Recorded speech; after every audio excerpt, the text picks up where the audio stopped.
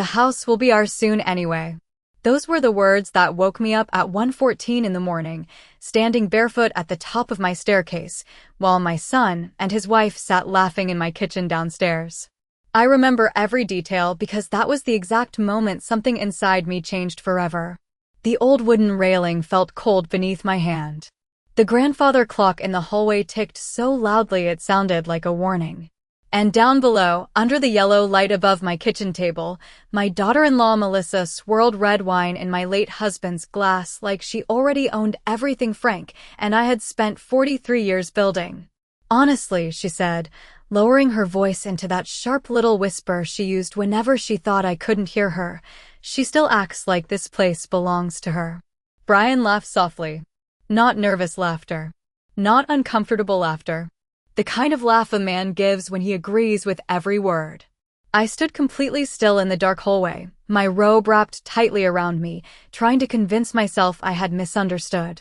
Maybe they were joking. Maybe I was tired. 71-year-old women living alone in West Virginia hear strange things at night sometimes. At least that's what I wanted to believe. But then Melissa said something I will never forget for the rest of my life. Once we get the deed transferred, I'm knocking out that awful kitchen wall first. My kitchen wall. The one Frank built with his own hands in the summer of 1987. I could still picture him standing there shirtless in the July heat, sweat running down his neck while country music played from the radio on the porch. We were young then. Broke, exhausted, but proud. Every room in that house carried a memory. Every floorboard, every nail, every faded corner of wallpaper had belonged to our life together. And downstairs, my own son sat there while his wife discussed destroying pieces of it like they were talking about old furniture from a garage sale. The realtor said open kitchens sell better anyway, Melissa continued. And once she moves into assisted living, we can refinance everything. Assisted living. The words hit harder than I expected. Because nobody had asked me if I planned on leaving my home. Nobody had asked me what I wanted at all. Brian finally spoke again.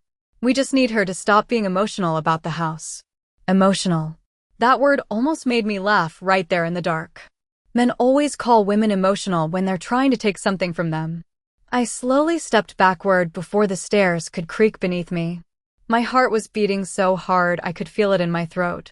Downstairs, they kept talking about renovation costs, property taxes, and future resale value like I was already gone. Like I was some temporary guest waiting to disappear from my own life. 10 days later, neither of them owned a single key to that house anymore. I wish I could tell you I marched downstairs that night and confronted them immediately. I wish I could say I looked my son in the eye and demanded an explanation like strong women do in movies. But real betrayal does not feel dramatic at first. It feels cold, quiet, confusing.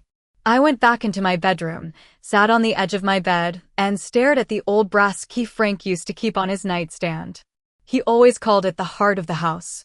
One key opened the front door, the basement workshop, and the old storage shed behind the maple trees.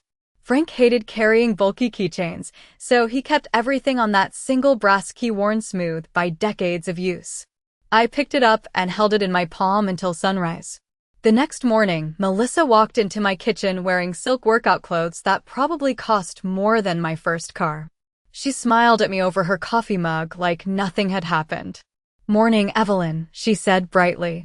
"Brian thought maybe we could have dinner here Friday night. Some friends from Charleston want to see the property." The property. Not your home. Not your house. The property. I looked at my son sitting beside her at the table. He would not meet my eyes. "That sounds fine," I said quietly. Melissa grinned. "Perfect. I was thinking maybe we could clear some of this old furniture out before then. Open the space up a little." Old furniture. She meant Frank's recliner. The one that still sat beside the stone fireplace where he used to fall asleep every Sunday afternoon watching football games. I nodded once and carried my coffee onto the back porch before either of them could see my hands shaking.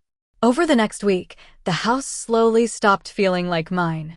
Contractors started appearing without warning. One man measured the windows in my dining room while another took pictures of the staircase. Melissa walked through the kitchen holding paint samples against the walls while talking about future upgrades. Brian started parking his truck in Frank's garage instead of the driveway. Small things disappeared too. Family photographs got moved from shelves. My late husband's fishing magazines vanished from the living room basket. One afternoon, I came home from the grocery store and found Melissa standing in my bedroom doorway talking on the phone. "The master suite is bigger than I expected," she said casually before noticing me standing there. Master suite. Not Evelyn's room. Not Frank and Evelyn's room. The master suite. I cannot explain how painful it is to watch people erase you slowly while pretending they are helping you. That Friday night, their guests arrived carrying bottles of wine and talking loudly about real estate prices in West Virginia. I stayed mostly quiet while Melissa gave them a full tour of my home like she was already hosting Thanksgiving there. Then I heard the sentence that finally made everything clear. One of the guests admired the mountain view from the back deck and asked how long Brian and Melissa had owned the place. Melissa laughed softly and wrapped her arm around my son. "Not officially yet," she said. "But the house will stay in the family eventually." Eventually. The way she said it made me sound temporary. Like an old coat hanging in a closet waiting to be thrown away. And in that moment, sitting there beneath the porch lights Frank installed 20 years ago, I realized something terrifying. They were not waiting for me to die. They were waiting for me to surrender. People think betrayal happens in one terrible moment. It does not. Most of the time it happens inch by inch, one small humiliation at a time, until you suddenly realize you are a stranger inside your own life. I started noticing things I had ignored for months. Melissa answering questions directed at me.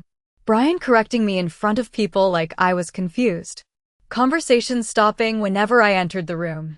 One Sunday afternoon, I found Melissa sitting at my kitchen table with a stack of papers spread around her laptop. She quickly closed the screen when I walked in. "Just budgeting stuff," she said with a smile too quick to be natural.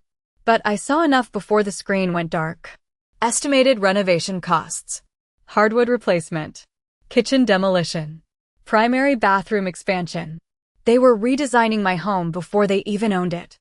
I carried a basket of laundry upstairs afterward and stopped halfway when I heard Melissa laughing downstairs on the phone.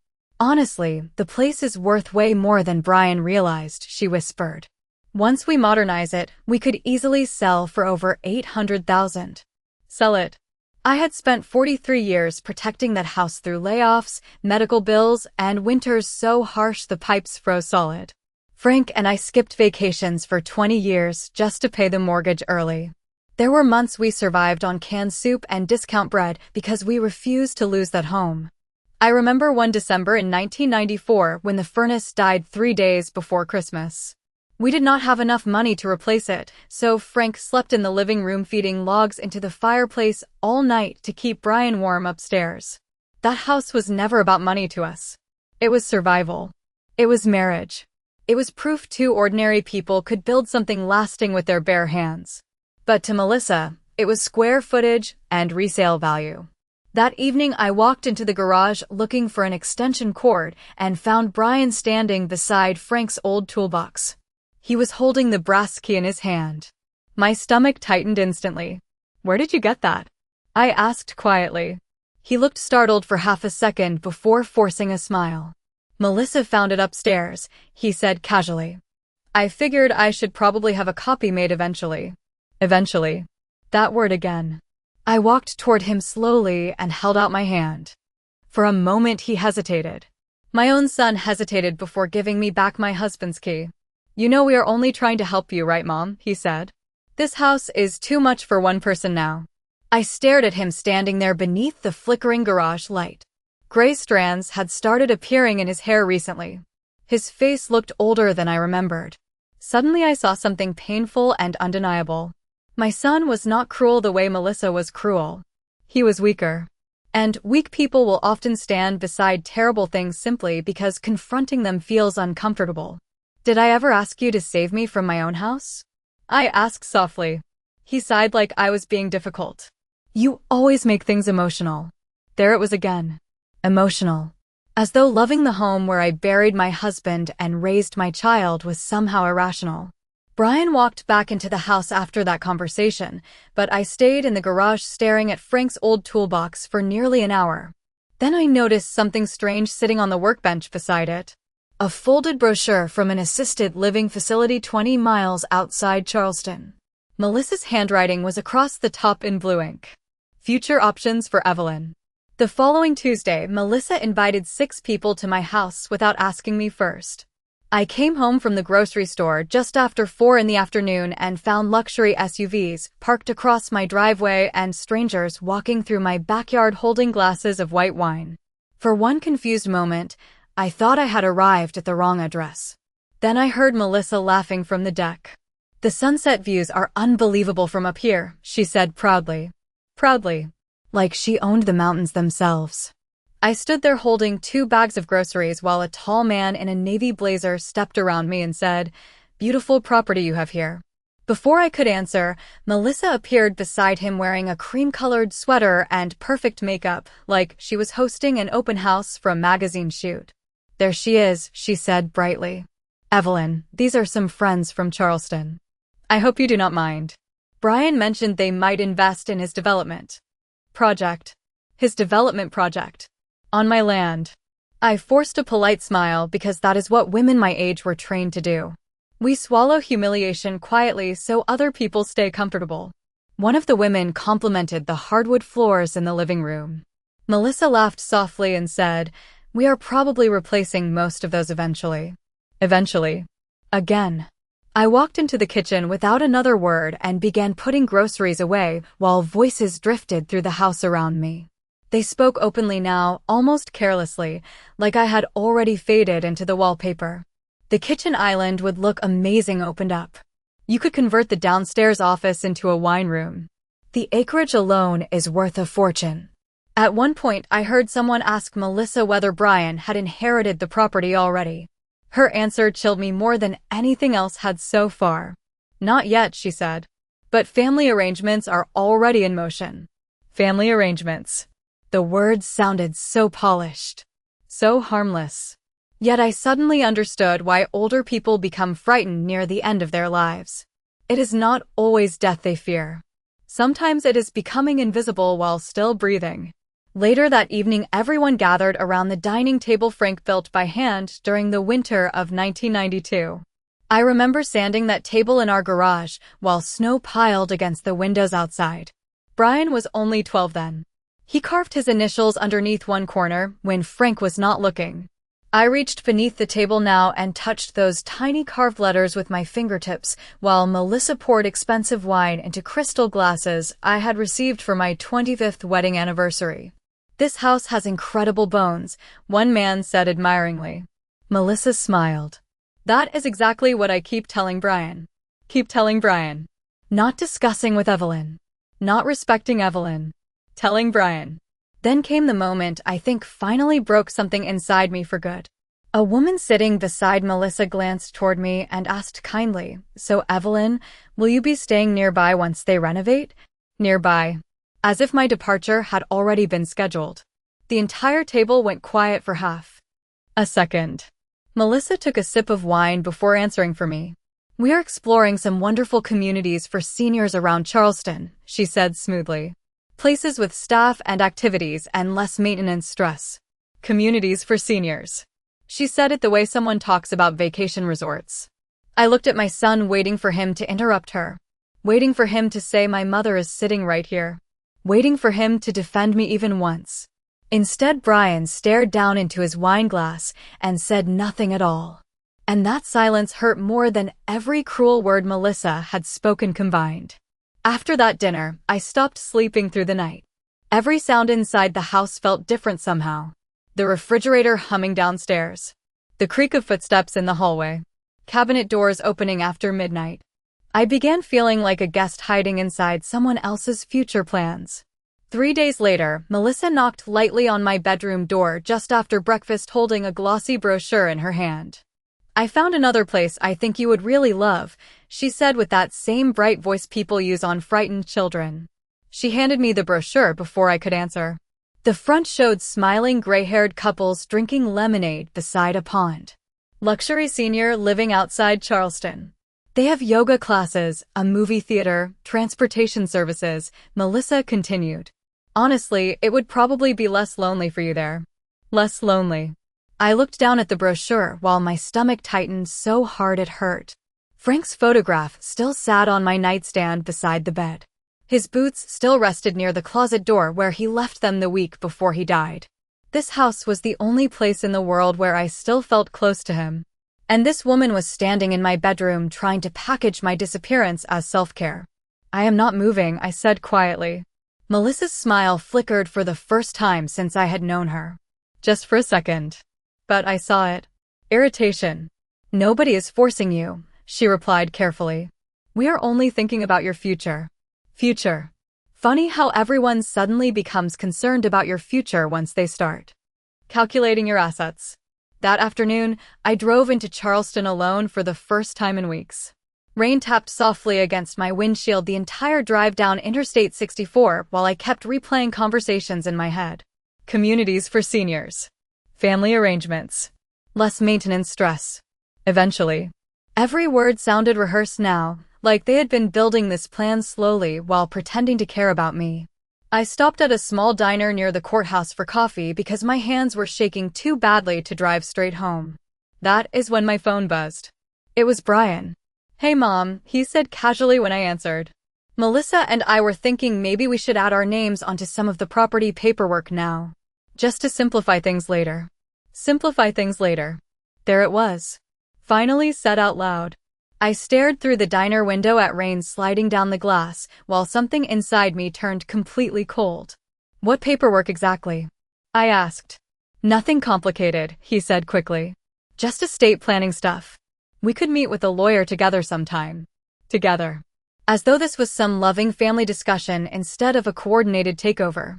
I will think about it, I replied. He sounded relieved immediately. Good. Melissa just worries about you handling everything alone. Of course she did. I drove home in silence after that call, but something strange happened during those 40 miles through the mountains. The fear started disappearing. For weeks I had felt confused and wounded and embarrassed. But now, finally, I understood the truth clearly enough to stop lying to myself. They did not see me as family anymore. They saw me as an obstacle standing between them and a valuable piece of property. When I pulled into my driveway, I noticed Melissa standing on the porch speaking with a man in a gray suit I had never seen before. They stopped talking the second my car appeared. The man quickly tucked a folder beneath his arm before walking toward a black sedan parked near the garage. Melissa waved too brightly. Oh good, you are home, she called. We were just discussing some financing possibilities. Financing? For what exactly? That night, long after Brian and Melissa went upstairs, I quietly walked into the kitchen and opened the trash drawer beside the refrigerator. Sitting right on top was a crumpled sheet of paper with my home address typed across the top beside 3 words that made my blood run cold. Estimated future value. The next morning, I woke up before sunrise and sat alone at the kitchen table listening to the rain hit the windows over the sink. Brian and Melissa were still asleep upstairs. For the first time in weeks, the house felt quiet enough for me to think clearly. I stared at the old brass key in my hand while the coffee turned cold beside me. Frank used to say people reveal themselves when money and property enter the room. Back then I thought he sounded cynical. Now I realized he had simply lived long enough to understand human nature. Around 7:30, I walked into the hallway closet and pulled down the metal lockbox from the top shelf. Inside were the documents Frank and I protected for decades. The original deed. Mortgage records. Insurance papers. Our wills. My hands trembled slightly as I opened the folder containing the deed to the house. Only one name appeared now. Evelyn Harper. After Frank died 3 years earlier, everything transferred fully to me. No shared ownership. No automatic inheritance. Complete legal control. I cannot explain the relief that washed over me seeing that paper. For weeks Melissa had spoken like my home already belonged to them. But legally, it did not. Not even close. That realization changed something important inside me. Fear began turning into clarity.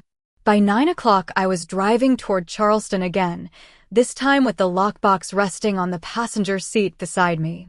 I did not tell Brian or Melissa where I was going. Part of me still felt guilty for that, which now seems ridiculous considering what they had been planning behind my back. The law office sat on the third floor of an old brick building near the courthouse downtown. Daniel Mercer had handled Frank's estate after the funeral. He was in his early 60s, calm, sharp-eyed, and impossible to intimidate. The moment I walked into his office carrying that metal box, his expression changed. "Evelyn," he said carefully, "what happened?" I sat down slowly across from his desk and suddenly realized how exhausted I was.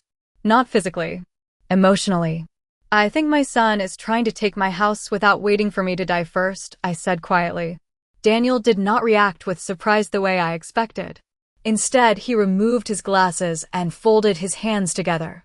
"You would be amazed how often I hear some version of that sentence," he replied. And somehow, hearing that almost broke my heart more than anything else had so far, because it meant I was not special. This kind of betrayal happened every day. I spent the next hour telling him everything.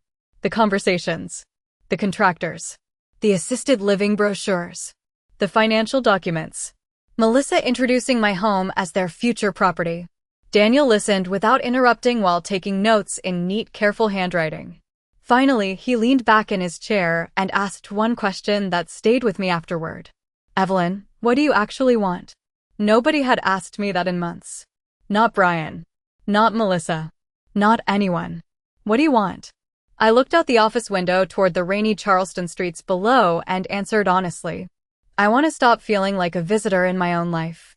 Daniel nodded once. Then he opened a legal folder and calmly explained something Brian and Melissa clearly never expected me to learn. "As sole owner," he said, "you can transfer this property anytime you choose. Quietly. Legally. Completely." My pulse quickened slightly. "Transfer it to who?" I asked. Daniel studied me for a long moment before speaking again. "That," he said carefully, "depends entirely on who still treats you like family." And for the first time in weeks, I finally smiled. Her name was Claire Bennett, and the truth is I had not realized how much that young woman meant to me until Daniel Mercer asked who still treated me like family. Claire was my niece's daughter. 32 years old, divorced, raising a little boy on her own in Morgantown while working double shifts as a respiratory therapist. After Frank died, she was one of the few people who kept showing up after the casseroles. Stopped coming. She called every Sunday evening just to ask how I was holding up. When my water heater burst during a snowstorm 2 winters earlier, Claire drove nearly 3 hours through icy mountain roads with her 6-year-old asleep in the back seat just to help me clean flooded carpets. She never once asked about my money. Never asked about the house. She simply treated me like I still mattered. Daniel listened quietly while I talked about her. Then he slid a stack of documents across the desk toward me.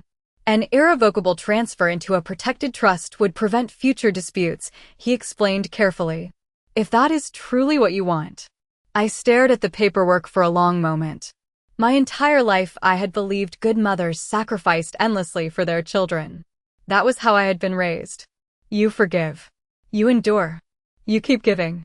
But sitting there inside that office, I realized something painful. Love without respect eventually becomes permission. Brian and Melissa were not waiting for my blessing anymore. They were waiting for my surrender. Daniel pointed toward one paragraph halfway down the document. "Once this is signed and filed with the county clerk," he said calmly, "ownership changes immediately." Immediately. Such a simple word for something that would change everything. I signed the papers with a steady hand. That surprised me most. I expected guilt. Fear. Panic. Instead, I felt calm for the first time in months. Afterwards, Daniel placed the documents carefully into a folder and locked them inside his desk drawer. "Nobody besides us needs to know until you are ready," he said. Legally, the house is no longer vulnerable. Vulnerable. That was exactly the right word. Because somewhere along the way, my home had stopped feeling safe. When I returned that evening, Melissa was sitting at the kitchen island flipping through cabinet samples spread across the counter. "Perfect timing," she said brightly when I walked in. "Brian and I are planning a little family dinner Saturday night. We want to talk about some exciting future plans." Future plans. I almost smiled hearing those words now. That sounds lovely, I replied calmly. Melissa blinked slightly, probably surprised by how agreeable I sounded. Over the next 2 days, the atmosphere inside the house changed completely. Brian suddenly became cheerful again. Melissa hummed while reorganizing kitchen drawers she clearly believed would belong to her soon. At one point, I walked into the living room and found them measuring the wall above the fireplace. We're thinking maybe a mounted television here eventually, Brian explained awkwardly. Eventually. They still kept speaking like owners discussing renovations before moving day. Friday afternoon, I overheard Melissa whispering excitedly on the phone upstairs. Tomorrow should finalize everything, she said. Once the paperwork conversation happens, we can finally move forward. I stood silently at the bottom of the staircase listening while sunlight faded through the hallway windows. Tomorrow should finalize everything. She was right about that part at least. Saturday arrived cold and gray over the mountains. By 5 o'clock, candles glowed across my dining room table while Melissa arranged flowers beside Frank's old china plates, like she was preparing for a celebration. Brian carried wine bottles in from the garage smiling wider than I had seen in months. They thought this dinner marked the beginning of their future. Neither of them noticed the black sedan pulling quietly into my driveway just after 6. Melissa opened the front door with the confidence of someone greeting guests inside her own home. You made it, she said brightly before suddenly freezing mid-sentence. I watched the color drain from her face the second she recognized Daniel Mercer standing on the porch holding a leather folder beneath his arm. Behind him, rain drifted softly across the driveway beneath the porch light. Good evening, Daniel said calmly. Mrs. Harper invited me. For one long second, nobody moved. Then Brian appeared from the dining room carrying a wine glass. The moment he saw Daniel, his entire expression changed. Mom, he asked slowly. What is this? I stepped forward quietly from the hallway. Dinner, I answered. You said we needed to discuss future plans. Melissa recovered first, forcing a brittle smile. Of course, she said quickly. Please come in. But her voice sounded thinner now. Nervous. Daniel removed his coat carefully before following us into the dining room where candles flickered against the windows and Frank's old china sat arranged across the table. Earlier that afternoon, Melissa had called the setup elegant. Now the room suddenly felt like a courtroom. Nobody touched the food once we sat down. Brian kept staring at Daniel while Melissa's fingers tightened around her wine glass hard enough for her knuckles to pale. Finally, Brian cleared his throat. Mom, he began cautiously, what exactly is going on? I looked at my son for a long moment before answering. I noticed how tired he suddenly looked. How uncertain. For weeks, he had acted like a man standing beside a winning lottery ticket. But now something inside him seemed uneasy. You and Melissa wanted to discuss the future of this house, I said quietly. So I made some decisions. Melissa leaned forward immediately. Evelyn, if this is about adding our names to paperwork, we were only trying to help make things easier for you. Easier for me. The same sentence over and over. Always wrapped in concern. Always hiding entitlement underneath. Daniel calmly opened the leather folder and removed several documents clipped neatly together. The sound of paper sliding onto the table seemed strangely loud in the silence. Brian stared down at the county seal stamped across the top page. Melissa's breathing visibly changed. Mrs. Harper executed a fully legal and irrevocable property transfer earlier this week, Daniel explained evenly. Nobody spoke.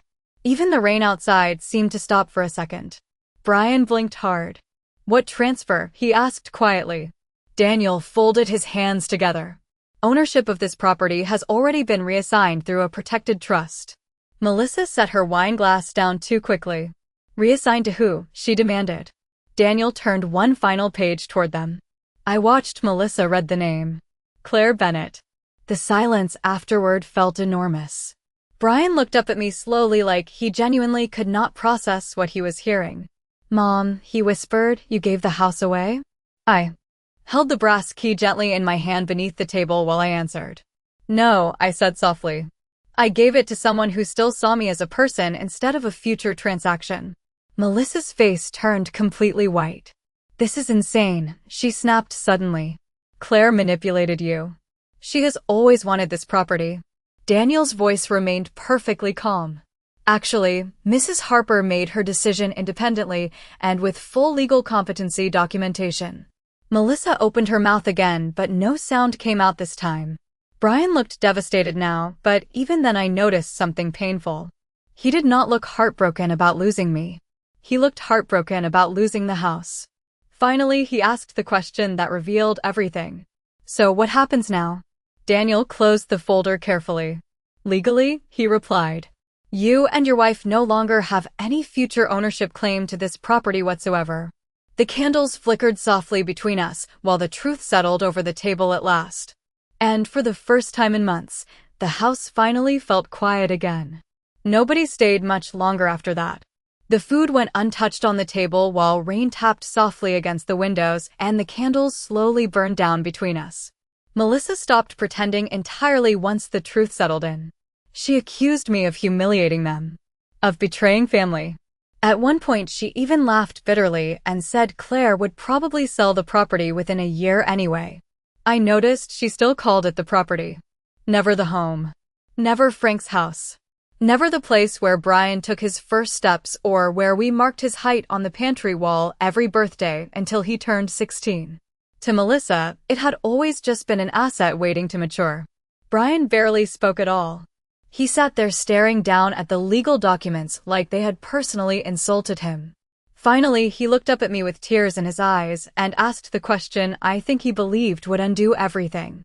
How could you do this to your own son? I wish I could say the answer came easily. It did not. Because despite everything, I still loved him. Mothers do not stop loving their children simply because those children disappoint them. That is part of what makes betrayal hurt so deeply. I spent 43 years building this home, I said quietly. And somewhere along the way, both of you started talking about me like I was temporary inside it. Brian shook his head immediately. That is not fair. But this time his voice lacked confidence. Deep down, he knew it was true. Melissa stood abruptly from the table and grabbed her purse. We should leave, she snapped. Clearly your mother has made up her mind. Your mother. Not Evelyn anymore. Not family. Just an obstacle that had outmaneuvered her. Brian remained seated another moment before slowly standing as well. He looked older somehow. Smaller. For a second, I almost reached for him the way I used to after childhood nightmares. But then I remembered hearing him laugh downstairs while Melissa discussed tearing out Frank's kitchen wall. Some things cannot be unheard once spoken aloud. At the front door, Brian finally turned back toward me. So that is it, he asked quietly. You just cut us out? I looked past him toward the dark driveway glistening beneath the porch light. No, I answered softly. You cut yourselves out the moment you stopped seeing me as human. Neither of them spoke after that. The front door closed gently behind them a few seconds later. No screaming. No dramatic scene. Just silence. Strange how silence can feel heavier than shouting sometimes. Daniel stayed another 15 minutes reviewing final paperwork before leaving as well. When his car disappeared down the mountain road, I locked the front door and stood alone in the hallway for a long time holding Frank's brass key in my palm. The house felt different now. Not emptier. Safer.